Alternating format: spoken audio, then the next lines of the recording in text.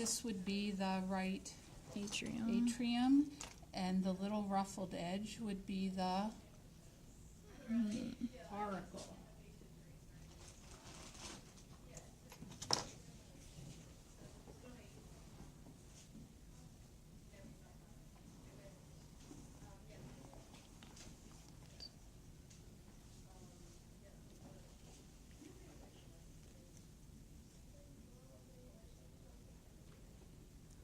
That's what's collapsed, except when a person has congestive failure, then it can open up to hold the backed up blood.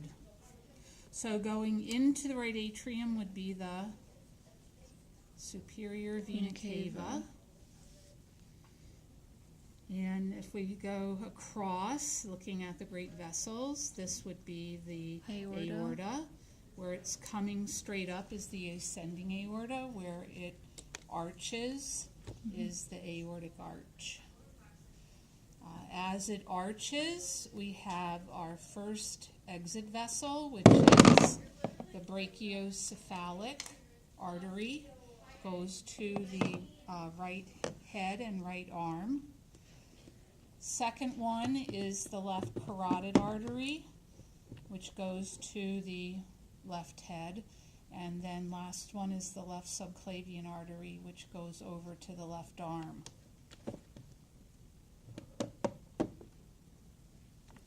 Then third great vessel coming over, this would be the pulmonary artery trunk.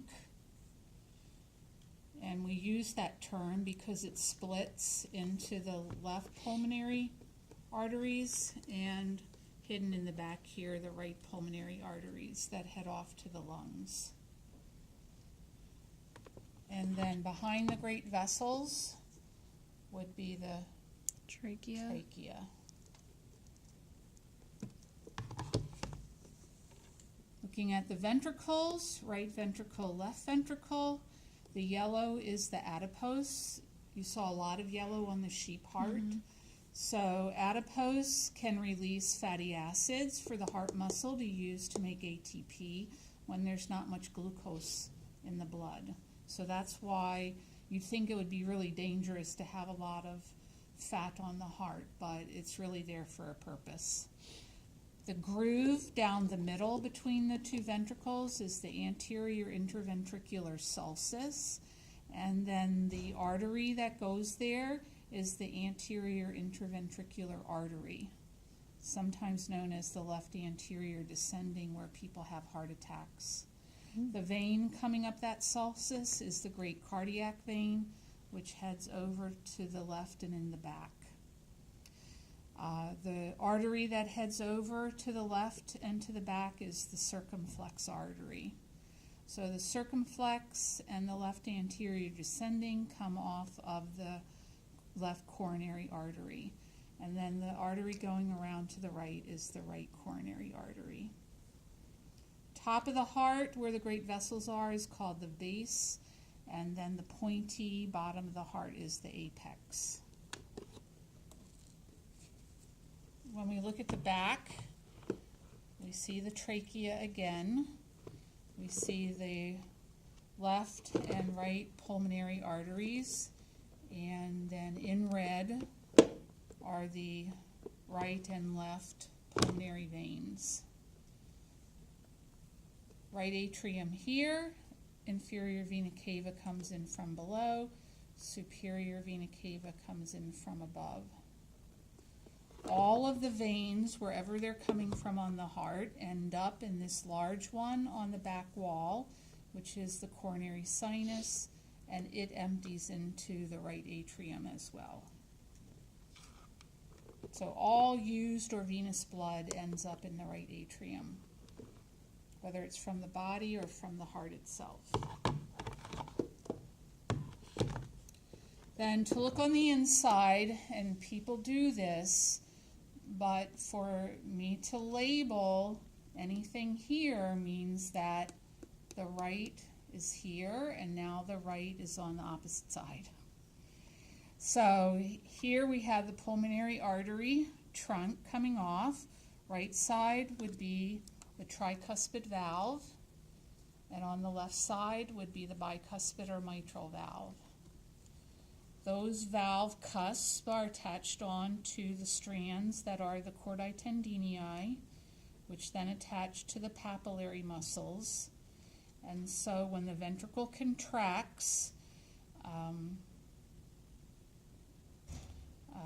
the papillary muscles shorten, pull on the chordae tendineae, and hold the AV valve closed.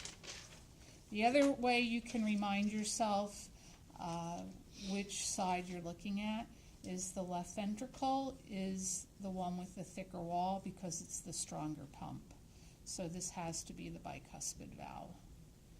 And then the little tiny muscles down in the apex are the trabeculi carnii, and their job is to help push blood out of down there because it's held there sort of by gravity.